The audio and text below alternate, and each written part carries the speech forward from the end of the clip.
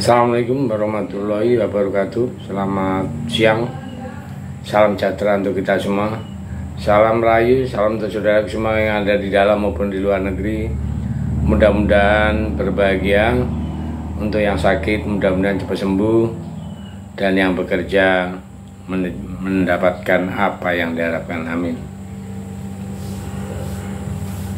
Jadi sampai saat ini rencana pertemuan antara Jokowi dengan Megawati belum terlaksana. Jadi banyak orang berspekulasi bahwa PDI yang menghambat. Jadi spekulasi itu liar sekali. Nah, ini ada sesuatu yang perlu kita pahami dan kita simak ya. Semua ada bilang, ya semua yang bilang, dalam politik itu kita harus mampu membaca yang tidak tertulis dan memahami apa yang tidak disampaikan. Nah ini, hari ini ada satu contoh menarik yang sangat sesuai dengan situasi tersebut, yaitu Wakil Ketua Umum Partai Gerindra mengatakan bahwa PDI Perjuangan dan Jokowi itu bisa rekonsiliasi. Dia sangat yakin PDI dan Jokowi bisa rujuk kembali ya.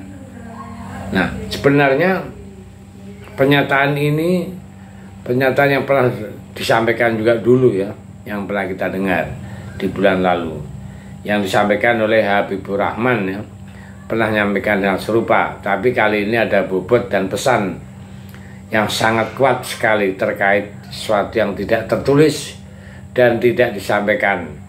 Tapi rasanya bisa kita pahami karena pernyataan ini ketika disampaikan oleh Partai Gerindra, pertanyaannya kemudian kepentingannya apa? Kalau kepentingan untuk melakukan koalisi, ya bolehlah antara PDI dan Gerindra.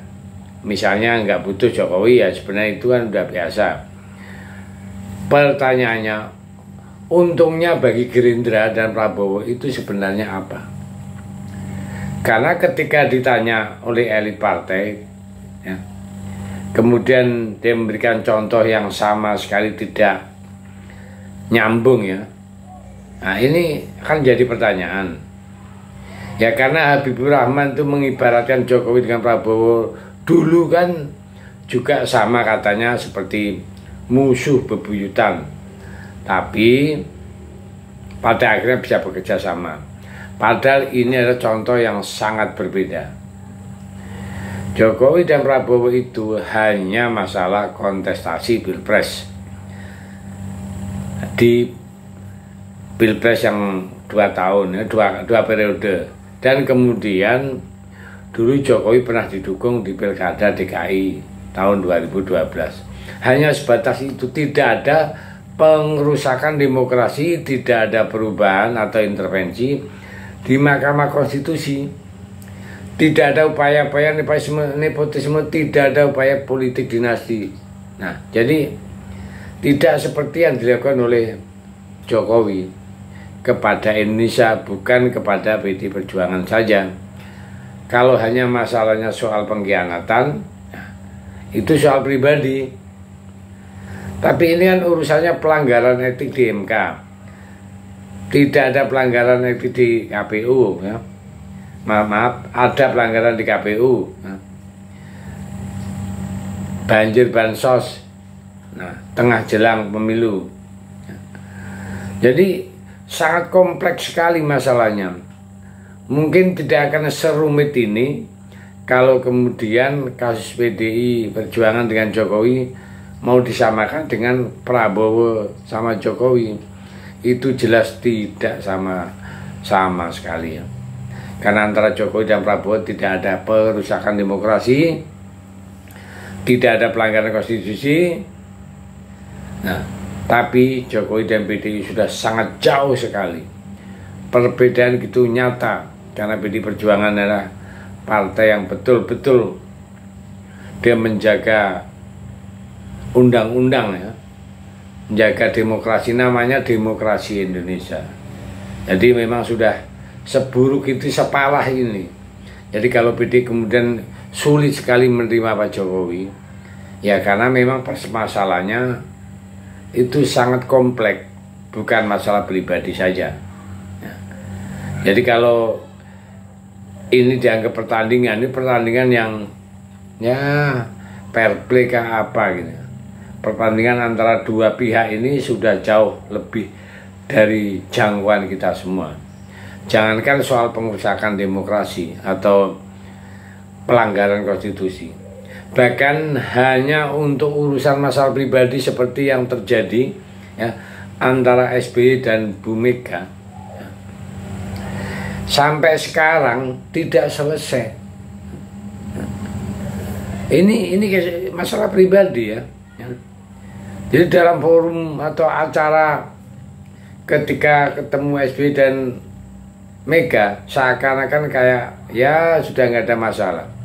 Tapi setelah itu tidak ada pertemuan ya khusus ya. Sampai sekarang tidak ada sama sekali.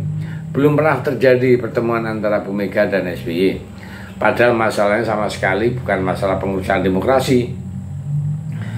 Nah, ini masalah ya pribadi lah. Saat itu SBY kan mengkhianati Bu Mega saja gitu aja. Artinya bohong lah kepada Bu Mega. Apa ya dengan SBY tidak sebanding dengan yang dilakukan oleh Jokowi. Kalau kesalahan SBY hanya 1/10 ya, dan kemudian tidak bisa untuk ketemu Bu Mega, apalagi Jokowi yang begitu kompleksnya masalah sangat besar sekali di Pilpres tahun 2024 ini. Ya, sebenarnya ada syarat bagi Demokrat ya saat itu kalau ingin berkoalisi ya dengan Ganjar Mahfud. Nah, waktu itu atau Ganjar atau PDI syaratnya pertemuan antara SBY dan Bu Mega. Dan bagi Bu Mega itu tidak sesuai. Koalisi itu harus berjalan antara ketua partai, bukan antar SBY dan Bu Mega. Makanya kemudian tidak terjadi. Jadi kesalahan Jokowi sudah terlalu banyak dan terlalu fatal, yaitu akan konstitusi demokrasi. Sehingga kalau Ibu Rahman kemudian mengibaratkan Jokowi dengan Prabowo itu sama kasusnya seperti Jokowi dengan PD Perjuangan, itu sama sekali berbeda Ferguson ya. Jadi sudahlah, ini memang masalah yang sangat fundamental ya. Kenapa? Karena Bu Mega dan PD Perjuangan itu anggaplah dia partai yang betul-betul menjaga konstitusi, menjaga demokrasi. Karena Bu Mega adalah anak dari Soekarno yang memproklamirkan negara Republik Indonesia, sehingga betul-betul penjagaan demokrasi Bu Mega tidak mau main-main. Ya saya pikir itu. Terima kasih. Merdeka.